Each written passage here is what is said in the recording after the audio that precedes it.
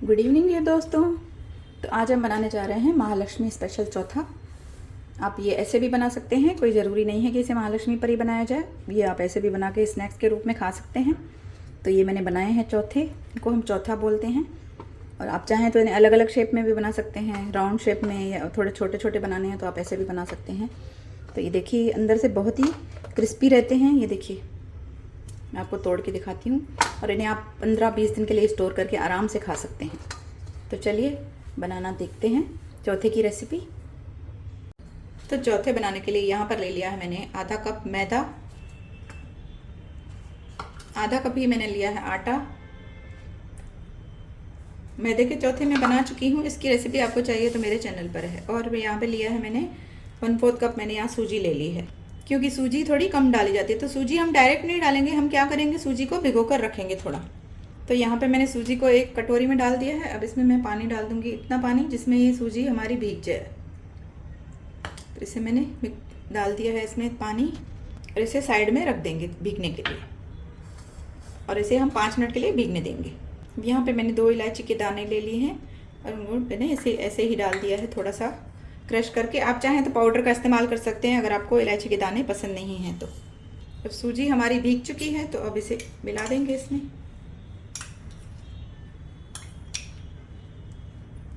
अब इसमें डालेंगे हम तेल। तो यहाँ पे मैंने तेल ले लिया है। अब मैं इसमें से जितना लगा उतना मैं आपको बताती हूँ कितना तेल डालना है। पहले इस तरह से तेल डालेंगे, इसे मिक्स करके देखेंगे। तो हाथों की हेल्प से इसे मिक्स करके देखेंगे।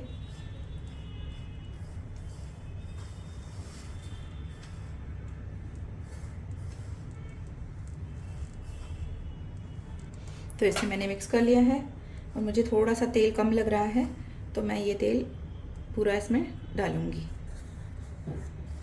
और इसे मिक्स कर लेंगे अच्छे से। पहले तेल को आटे में अच्छे से मिक्स कर लेना है। उसके बाद ये मैंने शक्कर का पानी बना के रखा हुआ है, इसमें पिसी हुई शक्कर डाल के मैंने थोड़े से पानी में भिगो के रखी है, जितने पानी में शक्कर भीग जाए। और ये मैंने शक्कर ली है यहाँ पे आधा कप शक्कर को मैंने मिक्सर में पीसकर चूरा बना लिया था। उसके बाद मैंने इसमें पानी में भिगो कर रखा हुआ है। इसमें मैं एक चीज़ और मिला रही हूँ जो मैं भूल गई थी। ये है मैंने नारियल का चूरा लिया है, ये मैंने ले लिया है 1/4 कप, और ये भी इसमें ऐड कर देंगे। तो ये आप पहले ही ऐड कर दें, लेकिन मैं भूल गई थी तो मैं अभी ऐड कर रही हूँ। इससे थोड़े से अलग बनते हैं, जो चौथे होते हैं थोड़े टेस्ट में आपको अच्छे लगेंगे ज़्यादा। तो हो सके तो मिलाएं, ना हो सके तो आप ऐसे भी बना सकते हैं। और बस शक्कर के पानी से आटा लगाएंगे, तो थोड़ा थोड़ा करके ये देखिए इस तरह से पानी मिलाते जाएंगे और आटे में मिक्स करते जाएंगे। हमें टाइट सा आटा लगाना है।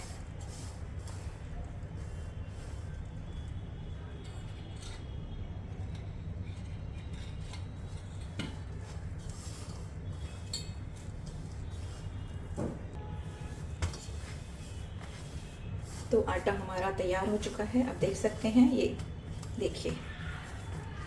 तो इसमें मैंने लिया था आधा कप मैदा, आधा कप गेहूं का आटा, और मैंने 1/4 कप ली थी सूजी, और शक्कर मैंने ली है आधा कप, जिसे मैंने पीस कर भिगो दिया था। तो आटा हमारा तैयार है। अब इसको हम 10-15 मिनट के लिए थोड़ा सेट होने रख देंगे। आप चाहें तो डायरेक्ट भी बना सकते हैं, लेकिन थोड़ा ऐसे सेट होने देंगे तो फिर अच्छे बनेंगे थोड़े। तो इसे मैं 15 मिनट के लिए रख देती हूँ, उसके बाद बनाते हैं। तब तक हम कढ़ाई में तेल डालकर गर्म होने के लिए रख देंगे। मैं इसे नॉर्मल तेल में फ्राई कर रही हूँ। आपको चाहें तो देसी घी में भी कर सकते हैं, पर मैं चाहूँगी इसे आप तेल में ही करें। देसी घी में काफ़ी हैवी हो जाएंगे, क्योंकि अंदर भी हमने इनके काफ़ी तेल डाला है। तो मैं आपको सजेस्ट करूँगी कि आप इसे नॉर्मल से ऑयल में ही फ्राई करें। अब आटे में से हमको इस तरह से छोटे छोटे पेड़े तैयार करने हैं, जितने जितने मतलब आपको चौथे बनाने हैं। चौथा क्यों बोला जाता है, क्योंकि एक रोटी बनाई जाती है, उसके 4 हिस्से किए जाते हैं, तो उसका जो 1/4 वाला हिस्सा होता है, इसलिए इसे चौथा बोला जाता है, उसका चौथाई हिस्सा। तभी इसे चौथा या चौपा कहा जाता है। तो इस तरह से आपको पेड़े बना लेने हैं, और अभी इन्हें बेलेंगे। इन्हें बेल लेते हैं। मैंने इसकी पहले भी रेसिपी बनाई हुई है फ्रेंड्स, लेकिन काफ़ी साल पहले की है, वो मैंने मैदे से बनाए थे। ये थोड़ा सावधानी से बेलना पड़ता है, क्योंकि हमने अंदर इनके तेल डाला है, तो थोड़ा सा आपको बेलने में हल्का कुछ प्रॉब्लम होगा। तो इसे इस तरह से बेल लेना है। ये देखिए इसकी थिकनेस इतनी रहनी चाहिए। और अब क्या करेंगे, इसमें इस तरह से हल्के हल्के से कट लगा लीजिए। ऐसे ज़्यादा गहरे नहीं लगाइए, हल्के से लगाइए ताकि वो नीचे तक न जाए। बस अब इसके 4 हिस्से कर देंगे। गैस का फ्लेम मैंने लो रखा है। तो ये आपको जो चौथे हैं वो अपने हिसाब से कर सकते हैं। अब देखिए मैंने जैसे छोटे बनाए हैं, आपको बड़े बनाने तो बड़े भी बना। अब इसके यहाँ पे भी कट लगाना है। ये कट भी इसलिए लगाते हैं ताकि जो तेल है हमारा वो अंदर तक जाए और अंदर तक ये फ्राई होए।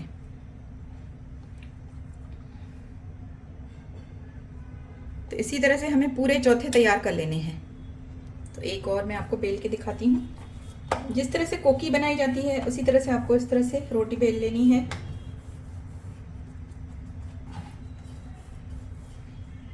और इसे थोड़ा सा किनारों को इस तरह से अंदर करना है। ये ऐसे रफ रफ लगते हैं। बस अब इसको हल्के हल्के से चीरे लगाने हैं। अब इसके 4 हिस्से कर देने हैं इस तरह से।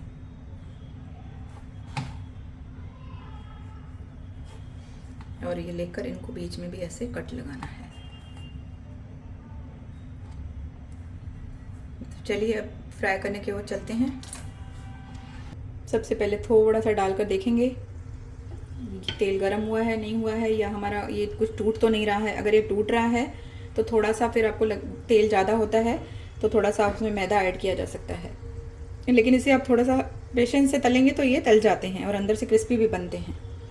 तो तेल गरम हो चुका है तो अब इसमें डाल रही हूँ। गैस का फ्लेम इस टाइम पे लो है।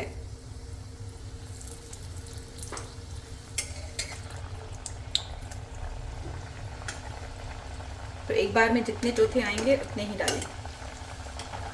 तो यहाँ पे मैंने 4 डाल दिए हैं। गैस का फ्लेम लो ही है, लो पे ही फ्राई करना है और पहले बिल्कुल नहीं घुमाना है, थोड़ा इन्हें फ्राई होने देना है।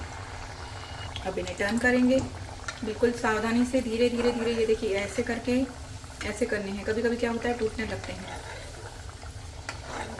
ये देखिए ऐसे करके इनको ऐसे टर्न कर दीजिए। ये देखिए ऐसे फिर ऐसे। और लेकिन फ्राई इन्हें लो फ्लेम पर ही करना है। थोड़ा सा और लाल होने देंगे इन्हें। तो ये फ्राई हो चुके हैं। अब इन्हें निकाल लेते हैं। ये देखिए इन प्लेट में निकाल रही हूँ।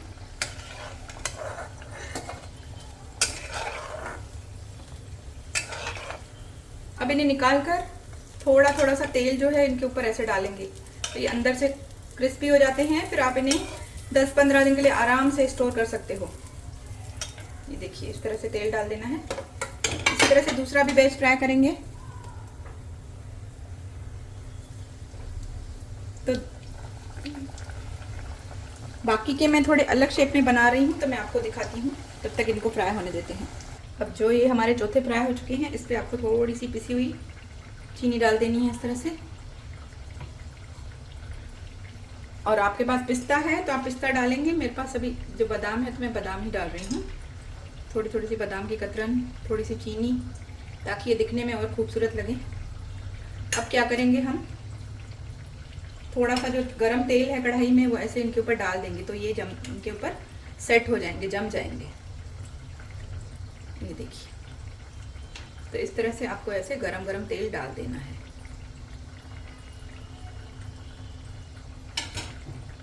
अब दूसरे जो हैं आप चाहें तो इसको चौथे का शेप में बना के इस तरह से बेल लीजिए। इस तरह से कोई भी ढक्कन ले लीजिए और आप चाहें तो ऐसे छोटे छोटे से गोल भी बना सकते हैं, मीठी टिक्की की जैसे। जैसे मीठी टिक्कियाँ बनाई जाती हैं तो आप चाहें तो ऐसे भी इनको बेल सकते हैं। कोई ज़रूरी नहीं है, आप 1-2 चौथे के शेप में बना सकते हैं। बाकी के आप इस तरह से भी बना सकते हैं। अब बाकी के आटे से वापस से बना लेंगे। ये देखिए तो मैं इस तरह से थोड़ी मीठी टिक्कियाँ बना रही हूँ। ये देखिए तो फ्रेंड्स मीठी टिक्कियों को भी मैंने फ्राई कर लिया है। ये देखिए ये इस तरह से होंगी। ये इतनी छोटी छोटी अगर आप ऐसे बना के रखना चाहते हैं और खाना चाहते हैं स्टोर करके तो वो भी बना सकते हैं।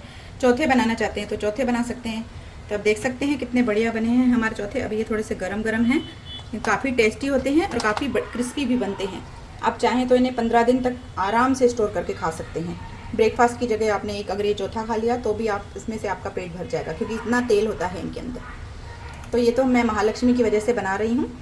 तो फ्रेंड्स इसी तरह से बनाइए। आज की रेसिपी देखने के बाद अगर आपको आज की रेसिपी अच्छी लगे तो मेरे चैनल को लाइक ज़रूर करिए और मेरे चैनल को सब्सक्राइब करिए, रेसिपी को लाइक करिए, शेयर करिए।